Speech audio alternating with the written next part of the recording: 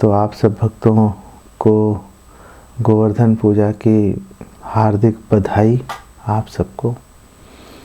तो एक ये बहुत बड़ी मिसकंसेप्शन है कि गोवर्धन पूजा एक दिन का काम है। वैसे तो भगवान की लीला नित्य है, रोज़ भगवान कहीं ना कहीं हर क्षण, रोज़ क्या हर क्षण भगवान कहीं ना कहीं गोवर्धन लीला कर ही रहे हैं। अभी भी चल रही है गोवर्धन लीला, कहीं ना कहीं गोवर्धन पूजा कहीं ना कहीं चल रही है। लेकिन अगर हम इस पृथ्वी के दृष्टिकोण से भी देखें तो गोवर्धन लीला जो है भगवान की, वो एक दिन का काम नहीं है। अगर आप टाइमलाइन देखें कि कैसे चल रहा था, तो दिवाली से पहले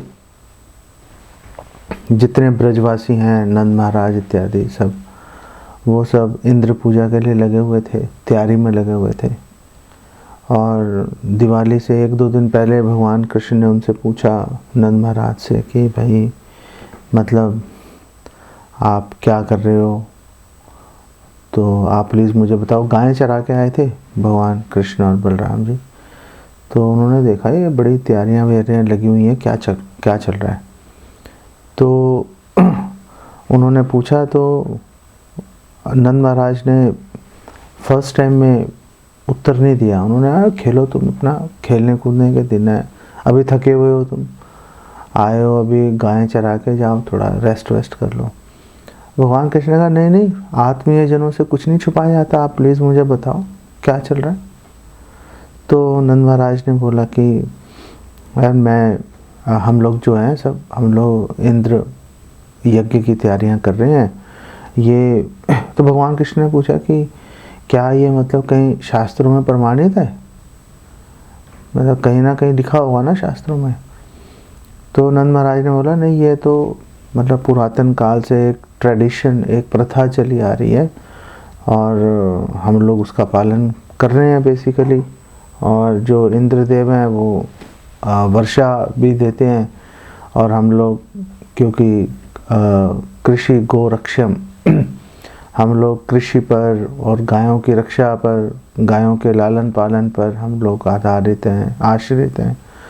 तो वर्षा मतलब हमें चाहिए, तो वो वर्षा इंद्र देते हैं, तो हम इंद्र की पूजा कर रहे हैं कि इंद्र संतुष्ट रहें, वर्षा वगैरह प्रॉपर करते रहें। तो भगवान कृष्ण ने बोला कि लेकिन ये जो सुख दुख है, ये जो वर्षा आ रही है नहीं आ रही, जो ये देवी देवता हैं, ये तो कर्मों से खुद ही बंधे हुए हैं। ये तो मतलब कर्मों के अनुसार ये लोग फल देने के लिए बाध्य हैं। और फिर भगवान कृष्ण ने एक बात उनको बोली, नंद महाराज को उनको बोला कि सर्वम तद भस्मनि हुतम परतंत्रे यद अर्पणम। यदि आपने परतंत्र व्यक्ति को, एक आदमी है खुद ही बंधा हुआ है, उसके हाथ पैर सब बंधे हुए हैं, गले में रस्सी बंधी हुई है उसके, तो अगर परतंत्र व्यक्ति को अगर कुछ अर्पित किया जाए तो सर्वम तद भस्मनि हुतम, तो उसी के समान है जैसे कोई व्यक्ति राख के अंदर हवन कर रहा हो, राख के अंदर यज्ञ करेगा। राख के अंदर यज्ञ होता है, नहीं, अग्नि प्रज्वलित हो रही होगी अच्छे से, उसमें आप हवन की सामग्री डालोगे तो वो उसके अंदर जो है अग्निदेव के माध्यम से भगवान ग्रहण करेंगे ना। लेकिन अगर मतलब जो कुंड है, यज्ञ कुंड है, अगर उसमें राख भरी हुई है, उसमें आप घी डालो, बेकार। आप हवन की कोई सामग्री डालो, सब बेकार। तो भगवान कृष्ण ने बोला कि अगर परतंत्र व्यक्ति को अगर कुछ अर्पित किया जाए, बेकार है वो। लेकिन कौन कह रहा है कि कृष्ण, कौन कह रहा है कि इंद्र परतंत्र है? ब्रह्मा जी कह रहे हैं। ब्रह्मा जी ब्रह्म संहिता में 5 के अंदर कह रहे हैं, यस्त्व इंद्र गोपम अथवेंद्रम अहो स्वकर्मा बंधानुरूप फल भाजनम आतनोति। और ब्रह्मा जी कह रहे हैं कि देखो, इंद्र और इंद्र गोपम नामक एक कीड़े में कोई भेद नहीं है। क्यों भेद नहीं है? वो इंद्र स्वर्ग का राजा, देवी देवता झुक के प्रणाम करते हैं, वो कीड़ा है इंद्र गोपम, वो तो नीचे बिल्कुल मतलब 1 दिन की भी आयु नहीं है, मर जाता है तुरंत। तो दोनों में भेद नहीं दिखाई दे रहा। ब्रह्मा जी कह रहे हैं कोई भेद नहीं है। और ब्रह्मा जी ने बोला क्यों भेद नहीं है? ब्रह्मा जी ने उत्तर दिया क्यों भेद नहीं है? क्योंकि दोनों के गले में बंधानुरूप फल आतनम फल भाजनम आतनोति, कि दोनों के गले में कर्म बंधन की फांस बंधी हुई है। दोनों के गले में कर्म बंधन की रस्सी बंधी हुई है। अब एक के गले में सोने की रस्सी बंधी हुई है, एक के गले में लोहे की रस्सी बंधी हुई है। जंजीर तो जंजीर है, वो तो बंधन का काम करेगी ना। अब उस बंधन को ना इंद्र गोपम कीड़ा तोड़ पा रहा है, ना इंद्र तोड़ पा रहा है, तो दोनों एक से हो गए, दोनों एक से हो गए। तो भगवान कृष्ण ने बोला कि इंद्र का यज्ञ बेसिकली करने की कोई आवश्यकता नहीं है। और भगवान कृष्ण ने यहाँ तक बोल दिया। भगवान कृष्ण जब बोलने पे आते हैं फिर नहीं भगवान कृष्ण छोड़ते। भगवान कृष्ण ने बोला तो भगवान कृष्ण ने यहाँ तक बोल दिया कि नंद महाराज को कि चांडाल और कुत्तों तक को आप दान दीजिए, उनको भोजन कराइए, इंद्र को मत दीजिए। यहाँ तक बोल दिया भगवान कृष्ण ने। तो ये सारी बातें दिवाली से 1-2 दिन पहले की हैं। और ब्रजवासी जो हैं उनकी मतलब वो तो गुणों के भंडार हैं, लेकिन जो उनका सर्वश्रेष्ठ गुण है कि वो कभी भी कृष्ण की आज्ञा को नहीं टालते। वो भगवान कृष्ण ने जो बोल दिया वो करके रहेंगे, वो चाहे कुछ हो जाए। वही उन्होंने इस बार भी किया। और नंद महाराज ने सब ग्वाल बालों को बोला कि भाई देखो अब इंद्र का यज्ञ बंद, और तो किसका यज्ञ करें? तो भगवान कृष्ण ने कहा आप गोवर्धन का यज्ञ करो ना, गोवर्धन की पूजा करो। गोवर्धन से हमें घास मिल रही है, गोवर्धन से पानी मिल रहा है, हर चीज़ गोवर्धन से मिल रही है। तो अगर आप गायों को ही केंद्र बिंदु लेके चल रहे हो तो गायों का आश्रय तो गोवर्धन है, तो आप गोवर्धन की पूजा क्यों नहीं करते? नंद महाराज ने बोला ठीक है हम गोवर्धन की पूजा करेंगे। तो उन्होंने सबको बोल दिया नंद महाराज ने कि भाई देखो अब हम दिवाली के अगले दिन गोवर्धन की पूजा करेंगे। ये बोल के सब लोगों ने अब दिवाली की सेलिब्रेशन में सब लोग बिजी हो गए। तो 1-2 दिन पहले से बात शुरू हुई थी, फिर दिवाली की सब ने सेलिब्रेशन की, और उसके बाद में आज के दिन जो है इंद्र यज्ञ की जगह जो है गोवर्धन पूजा शुरू हो गई। तो आज प्रतिपद है, मतलब अमावस्या के बाद पहला दिन है। तो प्रतिपद को गोवर्धन पूजा हुई, और फिर द्वितीया को भ्रातृ द्वितीया कहते हैं। तो भ्रातृ द्वितीया को कृष्ण बलराम अपने सब सखाओं के साथ में गए थे उपनंद की पुत्रियों के यहाँ पर, और उन्होंने भ्रातृ द्वितीया उत्सव जो है वो सेलिब्रेट किया, भैया दूज। और वहाँ पे उन्होंने अनेक पकवान खाए, मधुमंगल वगैरह, सब लोग खूब वहाँ पर रसास्वादन कर रहे थे। और जीवा गोस्वामी गोपाल चंपू में लिख रहे हैं कि श्रीमती राधा रानी भी वहाँ पर गई थी सब सखियों के साथ में हेल्प करने के बहाने, और उन्होंने भी इस उत्सव के अंदर भाग लिया था। भगवान कृष्ण और सभी सखाओं को उन्होंने सर्व किया था। और फिर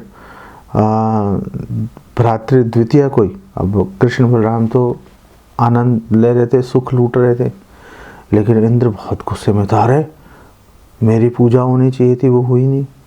तो भ्रातृ द्वितीया के दिन इंद्र जो है गुस्से से एकदम लाल पीला हो गया। और फिर तृतीया के दिन से इंद्र ने वो भेजे थे अपने प्रलय वाले बादल के, जाओ जाकर नष्ट कर दो। और तृतीया को भगवान कृष्ण ने गोवर्धन पर्वत को धारण किया था। तो तृतीया पे पहुंच गए। तृतीया से 7 दिन, तो तृतीया से समझ लो 9वीं तक, तो 3, 4, 5, 6, 7, 8, 9, 9वीं तक जो है भगवान कृष्ण ने गोवर्धन पर्वत धारण किया। और गिरिराज धरन कहलाए, तो गिरिवरधारी कहलाए। नवमी को भगवान कृष्ण ने गोवर्धन पर्वत जो है वापस रख दिया। नवमी के दिन इंद्र ने अपनी पराजय स्वीकार कर ली। अब भगवान कृष्ण ने वो रख दिया, और दशमी को इधर भगवान कृष्ण जो हैं वो अपने सखाओं के साथ में सारे ब्रजवासी भगवान कृष्ण की जो है सेवा में लगे हुए थे। अरे भाई, 7 दिन तक अगले ने उठा के रखा है इतना भारी पर्वत, तो इनकी जरा थोड़ा मालिश वालिश करते हैं, थोड़ी सेवा करते हैं, कुछ खिलाते हैं पिलाते हैं, थकान उतरेगी। तो दशमी को वो चल रहा था ब्रज में, और इंद्र को ये टेंशन थी कि अब मुंह कैसे दिखाऊं लोगों को भी और भगवान कृष्ण को भी। तो दशमी के दिन इंद्र ने सारा ये प्लानिंग बिठाने में लगा था कि अब कैसे करूँगा।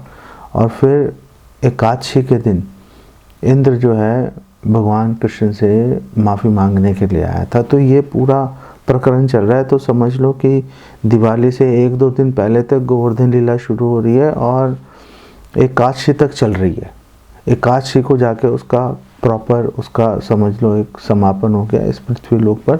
वैसे तो अगर भक्त जो हैं वो सोचना चाहे तो वो प्रतिक्षण रोज़ वो गोवर्धन लीला पर विचार कर सकते हैं, मनन कर सकते हैं, चिंतन कर सकते हैं और भगवान कृष्ण की लीला का आस्वादन कर सकते हैं। और इसके जो गोवर्धन लीला है इसमें सारे रसों का सार है। और भक्ति रसामृत सिंधु में श्रील रूपा गोस्वामी ने एक ऐसा श्लोक बोला और उसमें उन्होंने एक्सप्लेन कर दिया, रिवील कर दिया, प्रकट कर दिया कि कैसे सारे रस उसके अंदर चल रहे हैं। वो श्लोक भी आपके साथ में हम शेयर करेंगे। भगवान कृष्ण ने वापस हम आते हैं दिवाली से 1-2 दिन पहले के उसमें। तो भगवान कृष्ण ने नंद महाराज को बोला कि आप गोवर्धन की पूजा करो। और गोवर्धन की पूजा क्यों करो? तो भगवान कृष्ण ने बोला जो ये अन्नकूट उत्सव मनाएगा, गोवर्धन पूजा करेगा, जो गिरिराज का प्रसाद खाएंगे, वो इसी जन्म में देवताओं की तरह सुपर्वाणः सुंदर उत्सव से युक्त हो जाएंगे। सुमनसहा, उनके हृदय, उनका मन सुंदर हो जाएगा और निर्जरा, बुढ़ापे से रहित हो जाएंगे, अर्थात सभी प्रकार से सुखी हो जाएंगे। और नहीं गया तो क्या होगा? तो भगवान कृष्ण ने बोला जो व्यक्ति गोवर्धन पूजा का तिरस्कार करता है और इंद्र की पूजा करता है, वो इंद्र की पूजा करने के कारण रजोगुण से ग्रसित हो जाएगा और रजोगुण के अंदर गिर के अंधे के समान हो जाएगा। और ये जो इंद्र की पूजा है वो रजोगुण से अंधा बना देगी, बूढ़ा बना देगी, भूखा नंगा बना देगी उसको, अगर कोई गोवर्धन पूजा नहीं करेगा। लेकिन ब्रजवासियों के लिए ये बातों का कोई महत्व नहीं है। ब्रजवासियों के लिए भगवान कृष्ण का एक ही वाक्य महत्वपूर्ण है। वो भगवान कृष्ण ने बोला गोवर्धन पूजा क्यों करनी चाहिए? क्योंकि गो विप्रादि प्रेप्सितम मतधीतम च, जो भी गायों और ब्राह्मणों और गिरिराज के लिए गो विप्राद्रि, गो मतलब गाय, विप्र मतलब ब्राह्मण, अद्रि का मतलब गोवर्धन, जो गायों के लिए, ब्राह्मणों के लिए और गिरिराज गोवर्धन के लिए जो हितकारी है वही मुझे प्रिय है, वही मुझे प्रिय है। अब ये बात जो है ब्रजवासी इस बात से लेकर चल रहे हैं और क्योंकि भगवान को प्रिय है इसलिए उन्होंने जो सामग्री जुटाई थी इंद्र की पूजा के लिए वो गोवर्धन पूजा में उन्होंने नियोजित कर दी। अब वो गोवर्धन पूजा कर रहे थे, अन्नकूट के इतने विशाल विशाल उन्होंने चावल और अनेक खाद्य पकवानों के उन्होंने ढेर लगा दिए, दाल इत्यादि की झीलें बना दी वहाँ पर। और जब पूजा कर रहे थे आज के दिन, तो जब वो पूजा हो रही थी तो गोवर्धन से एक भगवान कृष्ण से मिलता जुलता एक विशालकाय व्यक्ति, विशालकाय पुरुष प्रकट हो गया और देखने में बिल्कुल भगवान कृष्ण की तरह आकर्षक, सुंदर और मेघ के गर्जन की तरह आवाज थी। तो सारे लोग एकदम आश्चर्यचकित हो गए और भगवान कृष्ण ने पूछा उनसे, भगवान कृष्ण ने पूछा, भगवान आप कौन हो? तो उन्होंने उत्तर दिया, मैं गोवर्धन पर्वत हूँ। तो भगवान कृष्ण समेत सभी ब्रजवासियों ने उनको प्रणाम किया और श्री गोवर्धन रूपी उन पुरुष ने बोला कि मैं अन्य देवताओं जैसा नहीं हूँ, अन्य देवताओं से बिल्कुल अलग हूँ मैं।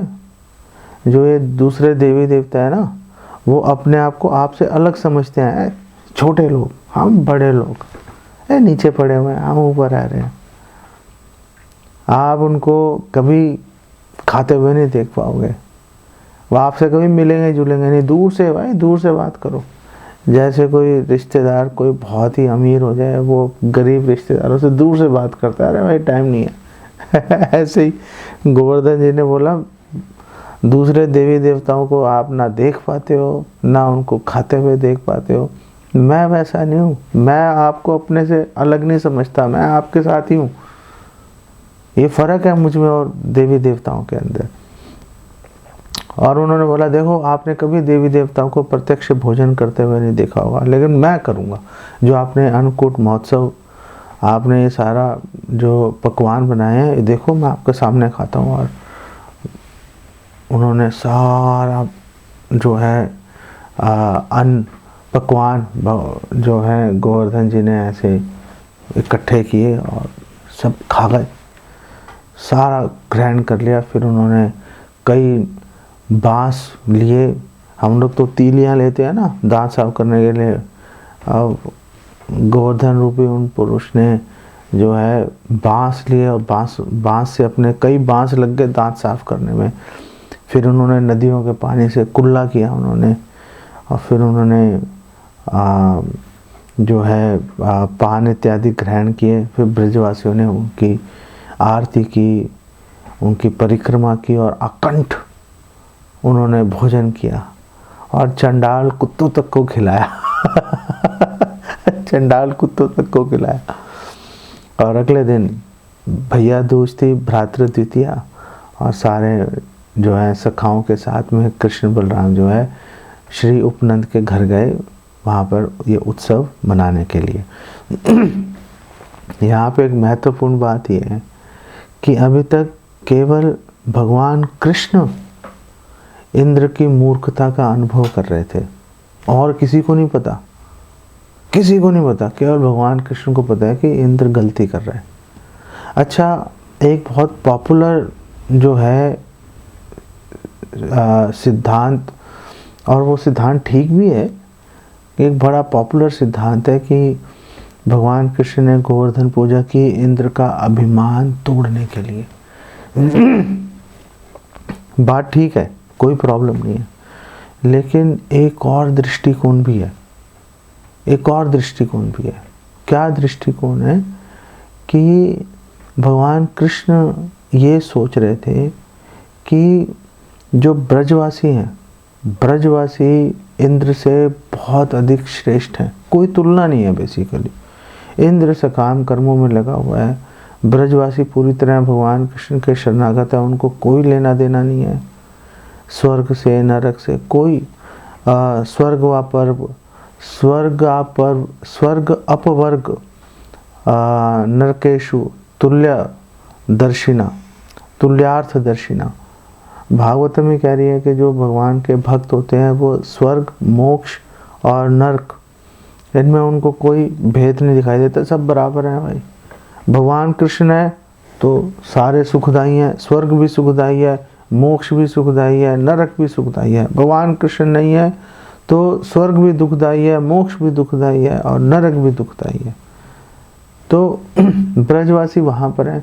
इंद्र जो है अपने राज्य के बारे में सोच रहा है, देहात बुद्धि में लगा हुआ है, अभिमानी है, अहंकारी है।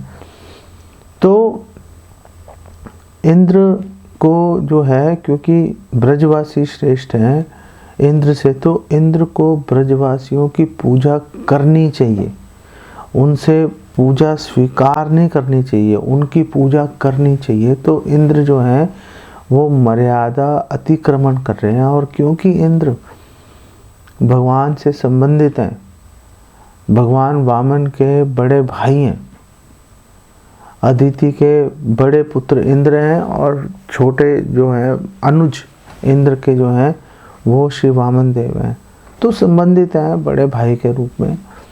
और भगवान कृष्ण नहीं चाहते थे कि इंद्र जो है मर्यादा अतिक्रमण करें, उनको इस दोष से बचाने के लिए भगवान कृष्ण ने गोवर्धन पूजा का आयोजन किया। भगवान कृष्ण ने आयोजन किया। तो अभी तक केवल भगवान कृष्ण को ही पता था कि इंद्र मूर्खता कर रहा है, किसी को नहीं पता था। और तो फिर सबको कैसे पता चला? कैसे पता चला? अगर मूर्खता मन में है तो भाई किसी को कैसे पता चलेगी? जब तक प्रकट नहीं होगी कोई थोड़े ना समझेगा कि मतलब क्या हो रहा है क्या नहीं हो रहा। तो इंद्र ने वो मूर्खता प्रकट की। क्यों प्रकट की? ईर्ष्या के कारण। इंद्र के मन में इतनी ईर्ष्या आ गई, इतना क्रोध आ गया इंद्र के मन में कि वो भगवान कृष्ण और ब्रजवासियों के प्रति बहुत ही गुस्से से भर गया। हमें भी ये बात समझ के रखनी चाहिए कि हमें भी बहुत सारे भक्तों पर कई बार गुस्सा आ जाता है, कुछ भी हो जाता है, हम बहुत सारी बातें गलत भी सोचते रहते हैं, क्योंकि देहात बुद्धि और भौतिक स्तर पे सोचते हैं ना, प्रॉब्लम नहीं है। तो हम स्वाभाविक सोच है, जब तक हमारी सोच नहीं बदलेगी तब तक हम ऐसे ही सोचते रहेंगे, कोई प्रॉब्लम नहीं है। मन में विचार आ गया, लेकिन अगर हम उस विचार को पालेंगे और हम भक्तों से ईर्ष्या अपने मन में लेके आएंगे और ईर्ष्या के चलते क्रोध हमारे मन में आ जाएगा, तो जो हमारे मन में दूसरे भक्तों के प्रति ईर्ष्या और क्रोध है वो दिखेगा फिर तो बाहर, क्योंकि फिर हम वैसा व्यवहार करना शुरू कर देंगे ना, भक्तों का अपमान करेंगे, अवहेलना करेंगे, तो सब जगह दिख जाएगा कि भाई ये देखो ये इस तरह का व्यक्ति है, ऐसे बेसिकली गलत बातें कर रहा है। तो इंद्र ने जो है तृतीया के दिन इंद्र ने, द्वितीया को इंद्र यही सोचता रहा, भ्रातृ द्वितीया के दिन देखो इन्होंने मेरा अपमान कर दिया, ये कृष्ण क्या है, छोटा सा बालक 6-7 साल का बालक है, मैं इंद्र मेरा अपमान कर दिया, ये कोई तरीका हुआ? तो इंद्र ने वो बादल भेज दिए, जाओ बारिश करो, और वो बादल भेज के बारिश करना शुरू किया। तो भगवान कृष्ण ने गोवर्धन पर्वत को उठा के सारे ब्रजवासियों को बोला कि आप गाय वगैरह लेके सब आप लोग गोवर्धन के नीचे आ जाओ। और ब्रजवासियों को अपनी सुरक्षा का लेश मात्र भी उनको परवाह नहीं थी, लेश मात्र भी परवाह नहीं थी। अगर उनको परवाह होती तो कौन व्यक्ति है जो एक 6-7 साल का बच्चा है, उसने बाएं हाथ की उंगली पर गोवर्धन इतना बड़ा विशाल का पर्वत धारण कर रहा है, जिसके नीचे करोड़ों गायें, करोड़ों ब्रजवासी जिसके नीचे आके खड़े हो जाएंगे। इतना विशाल पर्वत धारण एक छोटा सा बालक कर रहा है, कोमल कोमल बालक, और उसके नीचे कौन जाएगा? पहले तो पता नहीं कैसे उठा लिया, उठा ही नहीं सकना चाहिए था, ऐसी क्षमता कहाँ से आ गई, और फिर उठा लिया, अभी गिर जाएगा भाई, कितनी देर तक कब पकड़ के रखेंगे। लेकिन ब्रजवासी भगवान कृष्ण का सानिध्य चाहते थे, भगवान कृष्ण की जो रिक्वेस्ट है, जो आज्ञा है, उनके लिए सर्वोपरि है। अब भगवान कृष्ण ने बोला सब आ जाओ गोवर्धन के नीचे, और सब लोग गोवर्धन के नीचे बिल्कुल निशंक निष्कंटक होकर श्री गोवर्धन के नीचे वो लोग पहुंच गए। और उसके बाद में अनेक लीलाएं चलती रहीं, और किस प्रकार श्रील रूपा गोस्वामी ने प्रकट किया कि भगवान कृष्ण इस गोवर्धन लीला में किस प्रकार सारे रसों का आस्वादन कर रहे हैं, आश्रय हैं सारे रसों के। तो उन्होंने बताया कि हालांकि भगवान कृष्ण ने गोवर्धन पर्वत उठाया था, लेकिन फिर भी वो बिना अभिमान के, बिना गर्व के रहे, गर्व रहित रहे। उन्होंने बोला देखो मैंने गोवर्धन उठा रखा है किसी में दम उठाने का? नहीं, गर्व रहित रहे, शांत रहे। तो शांत रस यहाँ पे उन्होंने इसका आस्वादन किया। और एक छोटा बच्चा जो है, छोटा बच्चा जैसे भगवान कृष्ण ने तो खेल खेल में उठा लिया, और छोटा बच्चा जब के खिलौने से खेल रहा है तो हंसेगा। और तो श्रील रूपा गोस्वामी बोल रहे हैं कि यहाँ पर भगवान कृष्ण ने हास्य रस का आस्वादन किया। और क्योंकि वो गोवर्धन लीला के माध्यम से सभी ब्रजवासियों से अपने वत्सलता, अपना प्रेम प्रकट कर रहे थे, उनको अपना संबंधी समझ रहे थे, उनको उनकी सुरक्षा का उनके मन में विचार चल रहा था। तो यहाँ पे वात्सल्य भाव भी जो है उनके मन में आया।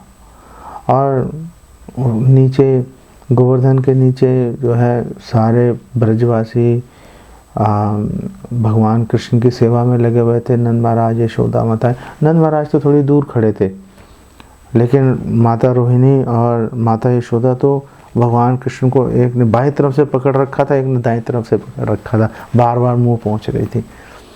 तो किसी ने भगवान कृष्ण को दही खिलाया, और दही थोड़ा खराब सा हो गया था, उसमें से बैड स्मेल आ रही थी। तो भगवान कृष्ण ने थूक दिया उसको, बेकार है दही, ये कौन लेके आया? तो रूपा गोस्वामी कह रहे हैं कि भगवान ने विभत्स रस का यहाँ पर आस्वादन किया। और भगवान कृष्ण ने गोवर्धन पर्वत उठाकर जो उनके सखा हैं उनको दिखाया कि देखो मेरे में कितनी ताकत है, मैंने उठा लिया। और तुम कहते हो कि आओ कुश्ती लड़ो, हम हरा देंगे तुम्हें, देख लो मेरे में कितनी ताकत है। तो इस लीला के माध्यम से भगवान ने सख्य रस और वीर रस का उन्होंने आस्वादन किया। और भगवान कृष्ण ने जो है इंद्र की ओर क्रोध से देखा, लाल आँखों से, तो रौद्र रस का आस्वादन किया। और जब सारे ब्रजवासी वर्षा से और ठंडी हवा से परेशान हो रहे थे, तो भगवान कृष्ण की आँखों में आंसू आ गए थे, अश्रु आ गए थे भगवान कृष्ण की आँखों में। तो भगवान ने करुण रस का आस्वादन किया। और भगवान कृष्ण जो हैं वो जितने भी वरिष्ठ गोप थे, नंद महाराज और उनके साथी, और जो वरिष्ठ गोपियां हैं, माता यशोदा, माता रोहिणी और जितने भी वरिष्ठ गोपियां, उनके सामने भगवान कृष्ण जो हैं उनको लज्जा आ रही थी। तो वहाँ पे भगवान कृष्ण जो हैं उन्होंने दास्य रस का आस्वादन किया। और इंद्र यज्ञ क्योंकि भगवान कृष्ण ने ध्वस्त कर दिया था, तो उन्होंने भयानक रस का आस्वादन किया। और भगवान कृष्ण देख रहे थे, हो ऐसे हाथी के पैर जैसी बड़ी बड़ी पानी की बूंदें नीचे गिर रही हैं, ओले गिर रहे हैं, क्या हो रहा है? तो भगवान कृष्ण ने अद्भुत रस का, आश्चर्य अद्भुत रस का भगवान ने आस्वादन किया।